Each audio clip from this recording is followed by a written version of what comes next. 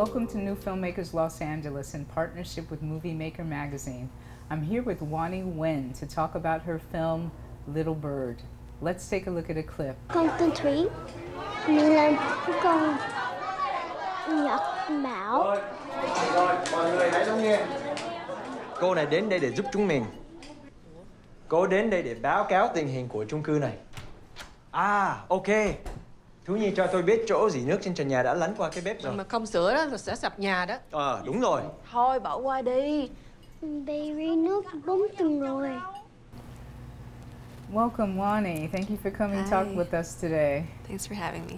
Well, tell me, how did you find out about Debbie Way, and what was your inspiration for making this film? So my inspiration for Little Bird was actually a docuseries that I made called Taking Root. It really documents the Southeast Asian resettlement stories in Philadelphia after the war in Southeast Asia. And I met some incredible community leaders who talked about their journey to America, but beyond that, like what happened to us after the war and how people were resettled. And Southeast Asian refugees, not just Vietnamese folks, but Cambodian, Laotians, and Philadelphia, actually experienced a failed resettlement system.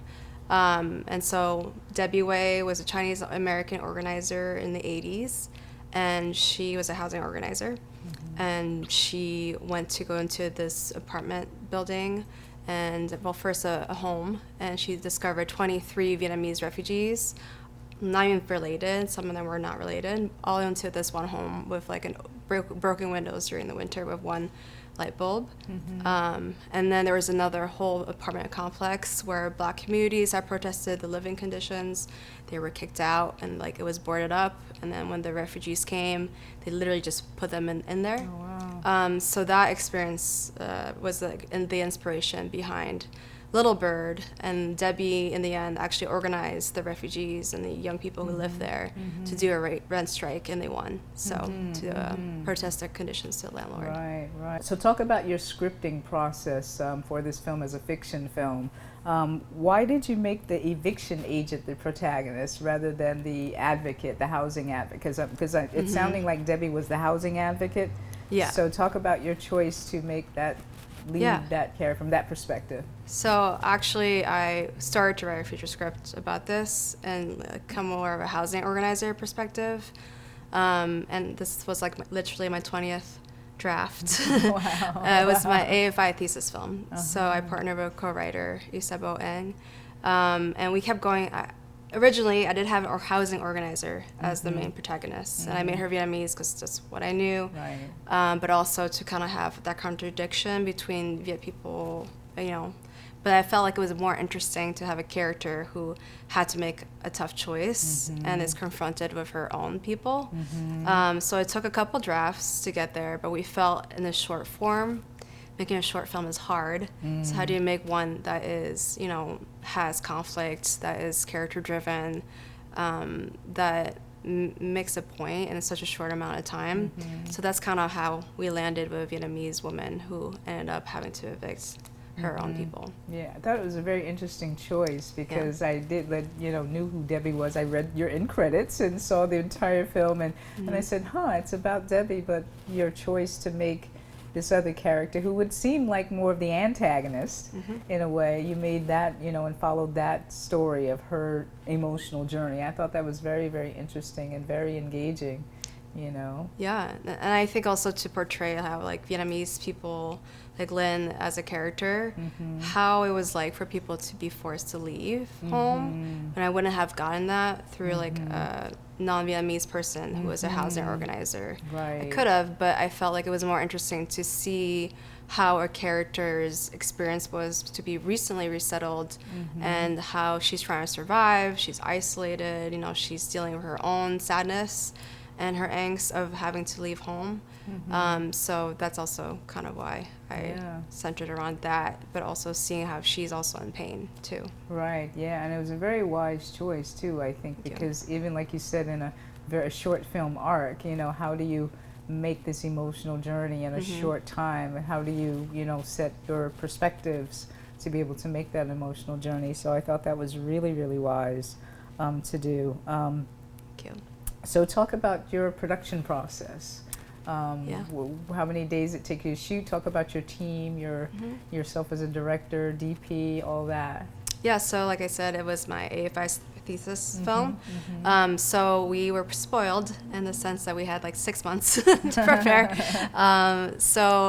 We worked on this development for quite a few months. I think probably 3 straight months. Like we had summer, we did a couple of drafts here and there. I think we did about 3 months of development. And then in production, I forget the timeline, but basically at AFI, you are pitching your story to the whole class, and it's split in disciplines. So it's split by cinematographers, editors, producers, production designers, and directors. Gotcha. And so when I pitched, I had basically came up with a team. And so my producers, Eva Jen, cinematographer Timothy Shin, editor Adi Amanath, and production designer Bala Kumar. And we're all Asians, so it was great. Co-writer Isa. So it was obviously a lot of focus on the script first. Sure. But once we got to production, we were very detail oriented about every little thing. Right. Location scouting, we took a lot of time. It was one of the biggest lessons I learned in locations, because my cinematographer Timmy wouldn't settle on a location, which is a good thing. And even though we could make something work, especially when you're a student film and low budget, we could make that work. But he really made us examine the spaces we're filming, and thank God he did, because as a result we were able to have Bala's storyboard with me, because he's also an artist, and I knew every shot ahead of time, and I could construct the shot to be more about visual storytelling too, so it wasn't just angles are different, the shots are different, how do we frame her in. So that was so much fun to do. Shot listing, looking at locations.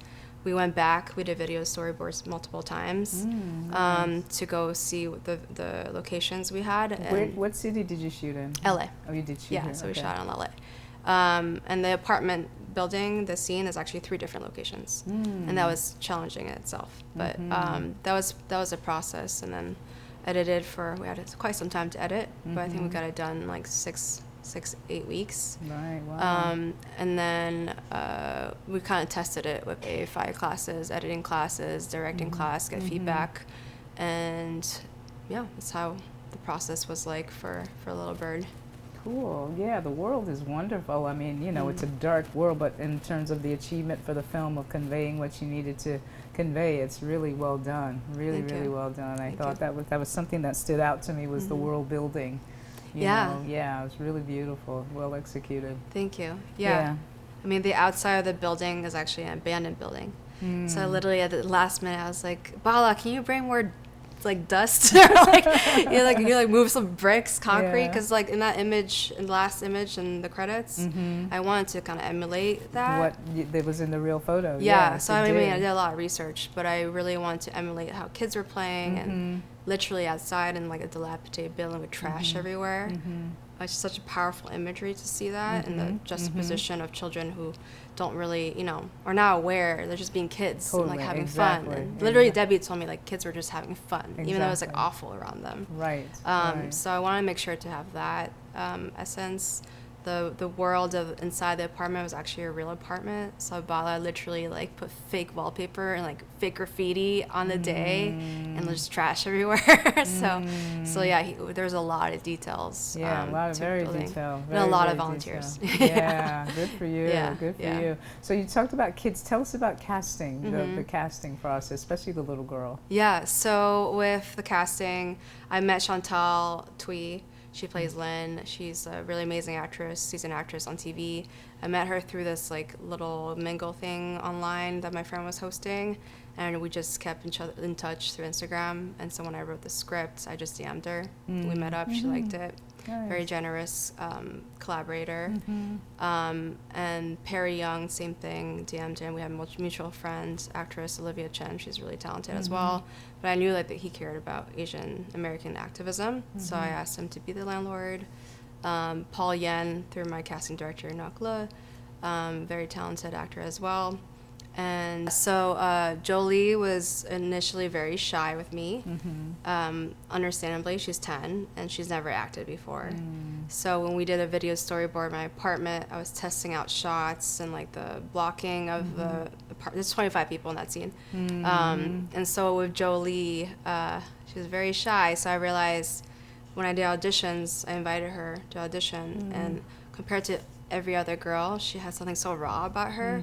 Like she's very deep and like wise for her age. And you can just tell the way she is and the way she says her lines. She's not acting. And so I kind of set up play dates with her aunt, with me, Chantal, so that she would get comfortable. So I would say we did that for like 2-3 weeks, 2-3 times. And then by the time she got on set, she had met the other kids, so she was having such a blast. But I just knew I could trust that she could get there because I saw her on tape do those scenes, and they were so different for all the other kids because there was such an old soul about her. So that's kind of how I discovered Jolie. She did an incredible job. Nice. Yeah, she did. She did indeed. She really, really did.